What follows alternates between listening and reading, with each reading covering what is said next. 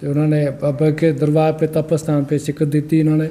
तो और ये तपोभूमि सिद्ध बाबा चटपने का इतिहास बड़ा ही गौरवमय इतिहास है और बड़ा ही रमणीक इतिहास है, जो गुरु पीरों संतों से जो अपने मुखारबिंद से सुनते आ रहे हैं तो वही आपके सामने जो बखान करेंगे।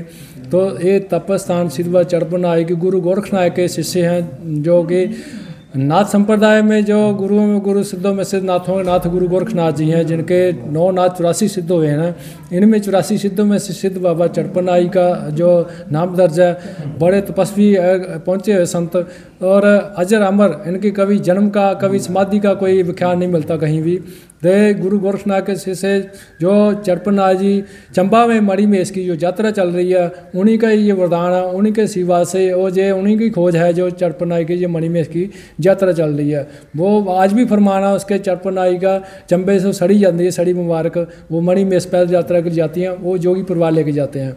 तो बाबा जी भ्रमण करते हुए जब इस एरिए में आए, जे पठानकोट डिस्ट्रिक्ट में पड़ता है पिंड कटारचक, तो इस पेड़ जब एरिए में आए थे बिल्कुल खेतीबाड़ी होंगी मैदान सी, जिनके लोग चरांदे पशु चरांदे ही, तो इतने धूना लगा के बाबा जी के पास बैठ जाते हैं। तो बाबा धूना लगाने के बाद जब अपनी समाधि में नहीं रहे तो जिम्मेदार लोग थे बाबा जी के पास आए, बाबा जी महाराज ये खेत छोड़ दो, कहीं आगे पीछे चले जाओ। तो बाबा जी तपस्या में भजन में नहीं लीन थे कि बाहर क्या हो रहा है, बाहर दृष्टि का कोई पता नहीं था, भजन में इतने डूबे हुए थे। तो बाबा जी के पास फिर दोबारा पुण्य हो 5, 7, 10 दिन बीतने बाद फिर दोबारा आए, फिर बाबा जी कहने लगे कि बाबा जी मुझे हमारा खेत छोड़ दो, कहीं आगे पीछे चले जाओ।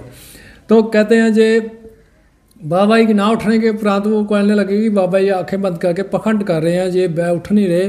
तो नास्तिक लोग जो गुरुओं पीरों संतों को जो एक धर्म को नहीं मानते, तो ये सनातन को नहीं मानते, वो एक ऐसे लोग थे पापी थे जिन्होंने बाबा जी को बैल्स में सुहागा चढ़ा दिया उस टाइम थे।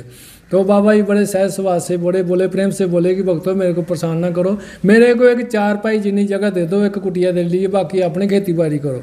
तो बाबा जी की वो बात नहीं माने, बाबा जी रात पड़ने वाली है, रातों रात जहाँ से चले जाओ, नहीं तो आपको धक्के देके जहाँ से निकालेंगे। तो इतना सुन के बाबा जी सुन चलने लगे, इनको ज्ञान देना बहुत जरूरी है। अगर ज्ञान नहीं देंगे तो इनकी जरी आने वाली पीढ़ी और खतरनाक होगी, ये साधु संतों को मानेंगे ही नहीं।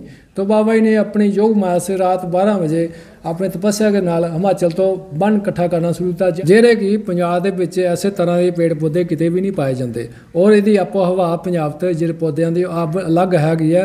जैसे जिस स्थिति से पेड़ पौधा को आया, जैसे इस मेल का आया, वो आज भी इसी मेल से खड़ा है। जो इस मेल से ऐसा ऐसे मोटाई में आया तो वो आज भी ऐसी मोटाई से, बदलना फुलना उसके लिए जहाँ नहीं होता है।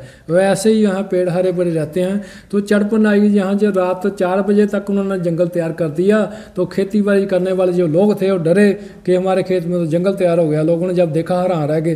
फिर वृक्ष उड़ते आ रहे, चंबा की बात है कि वो आंधी नहीं तूफान नहीं, फिर यहाँ वृक्ष उड़ते आ रहे लग रहे थे। तो जब वो जो जिम्मेदार लोग थे वो बाबा जी के पास आए कि बाबा जी हमें क्षमा कर दो, माफ़ कर दो। तो बाबा जी ने उनको दर्शन दिए और वो गुप्त हो गए। तो ये पापी लोग हैं, उनको दर्शन नहीं देने, आकाशवाणी रास्ते बता दिया, इस जंगली लकड़ नहीं कोई छेड़ना।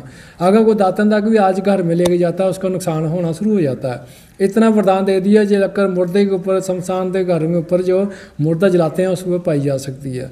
और ये जंगल की लकड़ है जो बाबा के धुएं में काम आती है, जो 24 घंटे अखंड रात दिन धुआं चलता है। लगभग 1600-1700 साल अखंड धुआं जे सदियों पुराना रात दिन चलता है। प्राचीन जो जहाँ स्थान है तो ये धुआं बाबा जी का है, बाकी सब बाद में बना हुआ है। तो सिद्ध बाबा चटपन आई ने ऐसा उनको ये दे दिया, शराब दे रखा, फिर आज भी जंगल लकड़ दातन तक घर नहीं लेके नहीं जाता है। मुर्दे के काम आती है या लंगर बनता बाबा जी का, जे आश्रम की तरफ से, डेरे की तरफ से 24 घंटे यहाँ लंगर की सुविधा की रखी यात्रियों के लिए।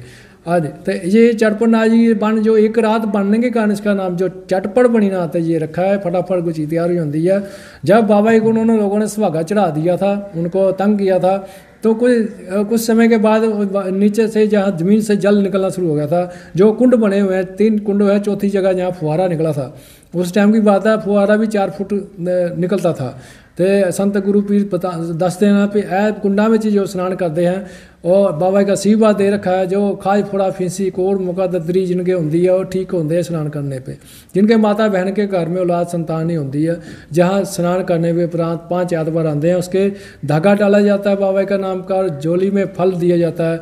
तो ये चमत्कार बाबा का आज भी ये चमत्कार होता रहा है। पीछे कोरोना टाइप जहाँ एक पेड़ से धुआं निकलता था, काफ़ी यहाँ मीडिया पत्रकार पहुँचे थे ऐसा देखने के लिए, काफ़ी प्रचार हुआ था।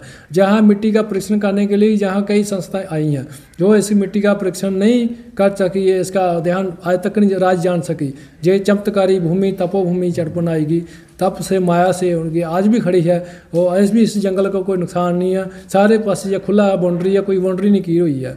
तो अनेक जोगी यहाँ तपस्वी महंत पीर यहाँ रह चुके हैं जिनकी समाधियाँ प्राचीन लगी हुई हैं।